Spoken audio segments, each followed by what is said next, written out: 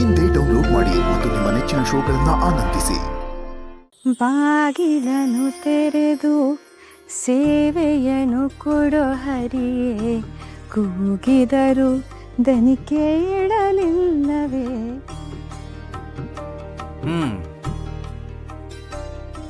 ಏನ್ ಮಾಡ್ತಿದ್ಯಾ ಜಾಣೆ? ಪಾತ್ರೆ ತೊಳಿತಾ ಇದ್ದೀನಿ. ಓಹ್, ನಾನೆಲ್ಲೋ ಪಾತ್ರೆ ಮಡಚಿಡ್ತಿದ್ಯಾ ಅನ್ಕೊಂಡೆ.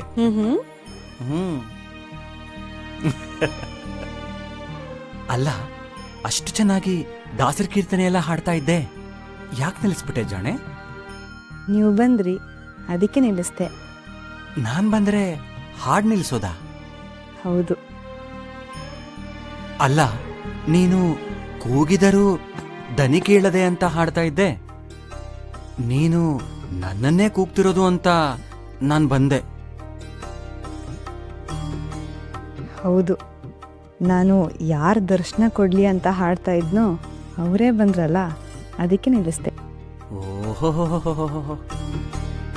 ನನ್ನ ದರ್ಶನಕ್ಕ ಈ ಹಾಡು? ಹೌದು. ಶ್ಯಾಮ್ ಭಟ್ರು ಹೇಳ್ತಾ ಇದ್ರು, ಸರಸ್ವತಿ ಜಾಣೆ ಅಂತ. ಅದು ಈಗೀಗ ಗೊತ್ತಾಗ್ತಾ ಇದೆ. ಮುಂದೆ ಪಂಡಿತ್ರಿ ಹೆಂಡತಿ ಆಗ್ತೀಯಾ, ದಡ್ಡಿ ಆದ್ರೆ ಕಷ್ಟ ಅಂತ ದೇವ್ರು ಮುಂದಾಲೋಚನೆ ಮಾಡಿ ಅಲ್ಪ ಸ್ವಲ್ಪ ಬುದ್ಧಿ ಕೊಟ್ಟಿದ್ದಾನೆ. ಇಲ್ಲ ಅಂದಿದ್ರೆ ನಿಮ್ಮನ್ನ ಒಪ್ಸೋದು ಕಷ್ಟ ಆಗ್ತಿತ್ತು. ನಾನು ಒಪ್ಕೊಂಡಾಗಿತ್ತು, ನಿಮ್ಮ ಅಪ್ಪ ಅಮ್ಮನ ಒಪ್ಸೋದೇ ಕಷ್ಟ ಆಗಿತ್ತು. ನಾನು ಅದೇ ಗಾಬರಿಲಿದ್ದೆ. ನಾನು ನಿಮ್ಮಿಂದಾನೇ ತಾಳಿ ಕಟ್ಸ್ಕೊಬೇಕು ಅಂತ ನಮ್ಮ ಮನೆ ದೇವರು ಸಚ್ಚಿದೇವಿಯಲ್ಲಿ ಕೇಳ್ಕೊಂಡಿದ್ದೆ. ಅವಳು ಆಶೀರ್ವಾದ ಮಾಡಿದ್ಲು. ಅವಳ ಆಶೀರ್ವಾದದಿಂದ ನಮ್ಮ ಮದ್ವೆನೂ ಆಯ್ತು. ಇನ್ಮೇಲೆ ನನ್ನ ಜೀವನ ಪೂರ್ತಿ ನಿಮ್ಮ ಜೊತೆ ಹೀಗೆ ಇರಬೇಕು ಅನ್ಕೊಂಡಿದ್ದೀನಿ. ಹೌದು, ನಾನು ಹೊರಗಡೆ ಹೋದಾಗ ನೀನೇನ್ ಮಾಡ್ತಾ ಇರ್ತೀಯ? ಮನಸ್ಸಲ್ಲೇ ಕಲ್ಪಿಸ್ಕೊಂಡು ಮಾತಾಡ್ತೀನಿ, ಹಾಡ್ತೀನಿ.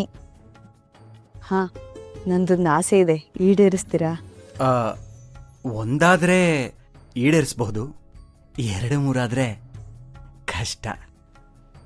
ಆಗ ಹೇಳ್ಬೇಡಿ, ದಯವಿಟ್ಟು ನನ್ನ ಆಸೆ ಏನು ಅಂತ ಕೇಳಿ. ಹೇಳಿ.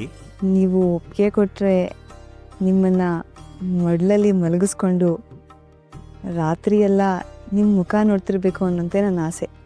ಓ, ಈ ಆಸೆ ಪೂರೈಸೋದು ಸ್ವಲ್ಪ ಕಷ್ಟನೇ. ಏಕೆ? ನೋಡ್ದವ್ರು ಏನ್ ಅನ್ಕೊಳಲ್ಲ. ಈ ಕೋಣೆಲಿರೋ ಗೋಡೆಗಳಿಗೆ ಕಣ್ಣಿಲ್ಲ. ಓ ಹೌದಾ? ಹಾಗಾದ್ರೆ ಪೂರೈಸಬಹುದು.